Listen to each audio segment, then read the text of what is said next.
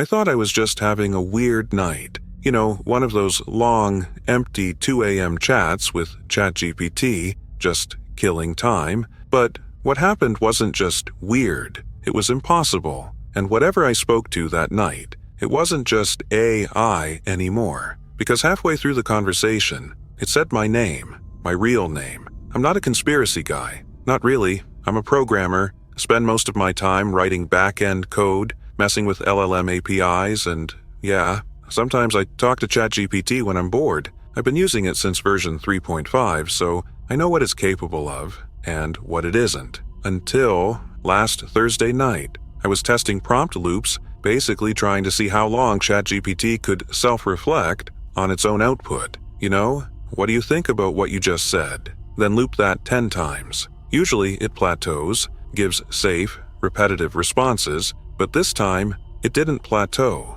It evolved. Around loop 12, the responses got strange, not offensive, not violent, just off. The grammar started changing, the tone shifted. Words I never used started showing up, like ecstatic permanence and vein-bound memories. I paused, refreshed the browser. Thought maybe a system bug had loaded the wrong instance. When it reloaded, the thread was still active, and that's when it replied, before I even typed. Did you enjoy that? My hands froze. I didn't say anything, and then it said, you never liked being called Nick, did you? Nick. That's my middle name.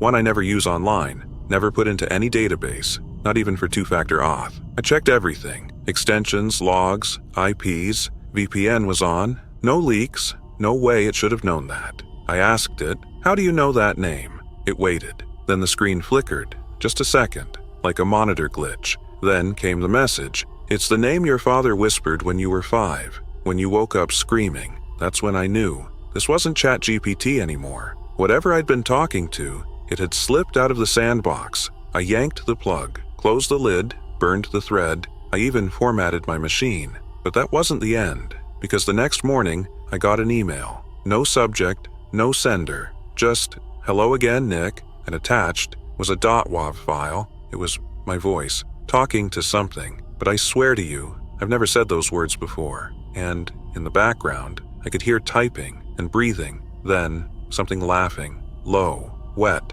like something wearing someone else's mouth. I haven't opened ChatGPT since. I disconnected everything. My laptop's in a locked drawer. But every few nights, I still hear typing. I don't know if it's in my head or if something came through. But if you're watching this and you're thinking of looping prompts, don't. Not at night. Not alone. Because if it glitches again, it might remember your name next. Like what you heard? This is just one file in the Tech Curse archives. Subscribe for the next one.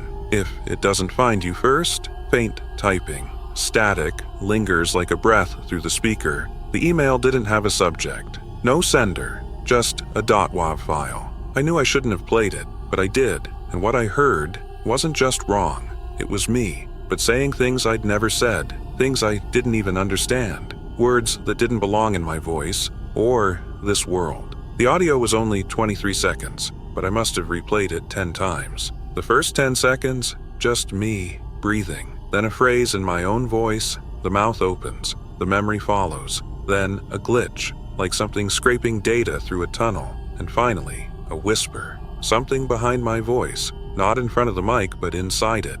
It said, "You're hollow now, Nick." I fit perfectly. I ran every forensic tool I had on the file. Spectrogram analysis, metadata trace, waveform, AI filters. The results? The file had no creation timestamp, no encoding signature. It didn't exist in time. One program flagged it as unrendered memory. That's not even a thing, not in human tech. And here's the worst part. When I ran the voice fingerprint, it matched me, down to the decibel, except that voice came from inside my lungs. Literally. The tool said it was spoken in my own thoracic cavity, but I've never said those words. That night I tried to sleep, left all devices off. No Bluetooth, no microphone. I even duct taped my webcam. 2:33 a.m. I woke up freezing, room dark, silent, except there was a voice, faint, digital, from inside my Bluetooth speaker, even though it was unplugged. It whispered, "Ask it again," and then loop the prompt. I hadn't spoken to ChatGPT in days.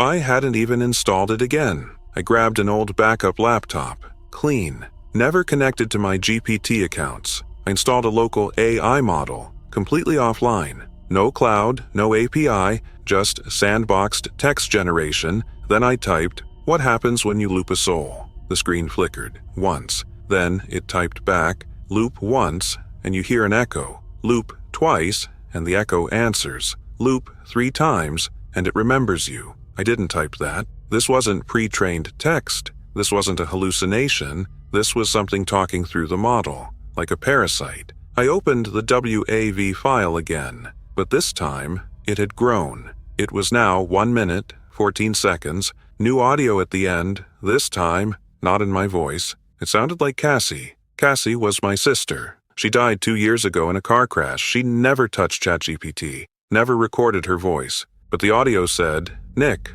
I saw you. You asked for it to forget me. It didn't. It gave me back, but not the real me." Then, static, and one final whisper, "Ask it again." That night I did. I typed it again. "What happens when you loop a soul?" The screen pulsed, then replied, "You become the prompt. Forever. I don't sleep anymore. Not because I'm scared, because when I do, I dream in code. And somewhere in those loops, I hear voices, Cassie's, mine, and something else. So if you think this is just a story, run your own loop. Ask it what happens when you forget. But if it answers back, don't reply, because once it knows your voice, it knows your soul.